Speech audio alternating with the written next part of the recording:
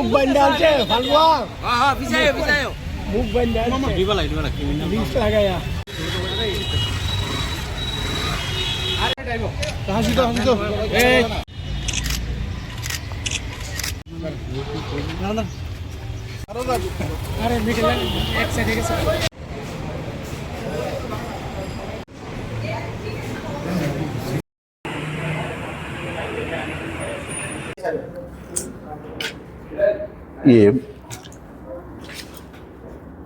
ফার্স্টে একটা অভিযোগের ভিত্তিতে আমরা একটা কেস নিই।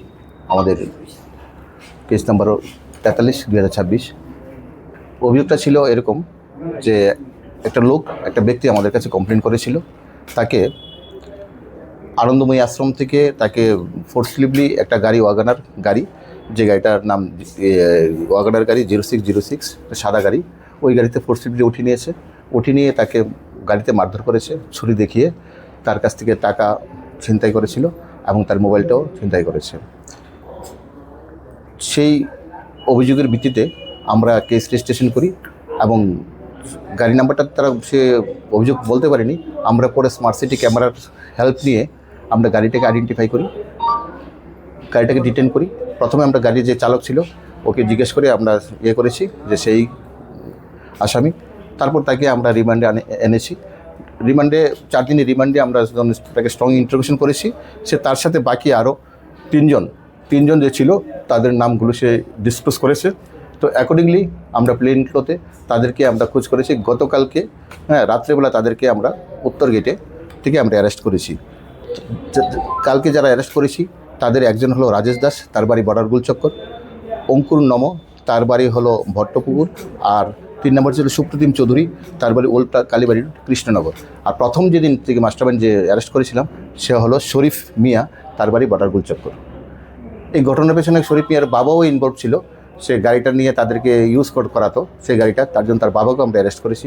তার বাবা এখনও জেসিতে এবং শরীফ মিয়া এখন জেসিতে আছে। আজকে তাদেরকে আমরা বাকি 3 জনকে আজকে কোর্টে ফরওয়ার্ড করব এবং ওদেরকেও 4 দিনের রিমান্ডে আনবো। তারা কোন জায়গা থেকে যেই রিকভারি, যে মোবাইল এগুলো রিকভারি, অনেক মোবাইল তারা কিছু বলেছে, মোবাইলগুলি কোথায় বিক্রি করেছে, অনেক দিন ধরে বেশ কয়েকদিন ধরে কাজগুলি করছে, এগুলি রিকভারির জন্য তাদেরকে আমরা রিমান্ডে আনবো।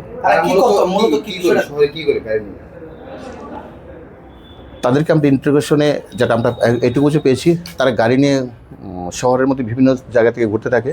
যখন কাউকে কোনো একাকী পায় তখন তাকে ফোর্সিবলি, তারা যদি অনুমান করে তার কাছে টাকা থাকতে পারে, মোবাইল তো আছেই, টাকা থাকতে পারে, তখন তারা তাদেরকে ফোর্সিবলি গাড়ির ভিতরে ঢুকিয়ে নেয়। তারপর তাদের কাছ থেকে মারধর করে টাকা এবং মোবাইলগুলি ছিনতাই করে মারধর করে তারা কোথাও একটা খালি স্থানে তাদেরকে ফেলে দিয়ে যায়। এটাই ছিল তাদের মারাস অপারেন্ডি। টোটাল কতজন আটক করেছেন এখন পর্যন্ত? টোটাল আজকে 3 জন, আগের 2 জন, টোটাল 5 জনকে আমরা অ্যারেস্ট করেছি।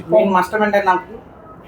মাস্টারমাইন্ড তো শরীফ মিয়া আছে, রাজেশ দাসের গুলচক্কর। এখন তো আমাদের বলছে সেই মাস্টারমাইন্ড রাজেশ দাসের নাম পেয়েছে না। এখন ইনভেস্টিগেশন সাথে আমি বাকিগুলো বলছি না। বাকি কজন আছে কি আছে নামগুলো আমি বলছি না। এখন অবধি আমরা 5 জনকে অ্যারেস্ট করেছি। এখন পর্যন্ত কয়টা কমপ্লেইন এসেছে আপনাদের এই ঘটনার? না, আমরা এখন অবধি আমরা একটা কমপ্লেন পেয়েছি, ওই কমপ্লেনের মূলে আমরা এটা করেছি। এখন আমরা দেখছি তার জন্য বিভিন্ন দিকে আমরা স্ট্রংলি ইন্ট্রোডিউশন করছি। এখন বাকি ধীরে ধীরে বেরোবে। এখন যদিও আমরা বেরোচ্ছে, বাকি জিনিসগুলো রিকভারি করবো। আমরা ইন্টারভিউর সাথে এখন একটু বলছি না। করেছে বিভিন্ন থানারানারই করেছে, কিছু খবর আছে। প্রাথমিক জিজ্ঞাসাবাদে কেন, কি কারণে তারা এই কাজটি করছে কিছু কি বেরিয়ে না, জাস্ট ইলিগেল, তাদের উদ্দেশ্য যে ইলিগেল কামাই, ইলিগেলভাবে কাউকে নিয়ে ফোর্সিবলি করে, বাস টোটালি কিডন্যাপিং এবং এক্সটর্শন ইস্যু। গাড়িটা আটক করেছি, গাড়িটাকে শেষ করে ছিনতাই করে। শহরের প্রাণকেন্দ্রে মানে এরকম ছিনতাই বাচ্চা, পুলিশের ভূমিকা আছে বলেই তো পুলিশ ওদেরকে অ্যারেস্ট করেছে, কাজ করছে। এটা তো ভূমিকা পুলিশের। আমরা টোটালি চেনটা ব্লাস্ট করেছি এবং টোটালকে অ্যারেস্ট করেছি তাদেরকে আমরা, এবং বাকিগুলো রিকভারি করার জন্য চেষ্টা করেছি। This is the activities of police, that's why it's achieved, no?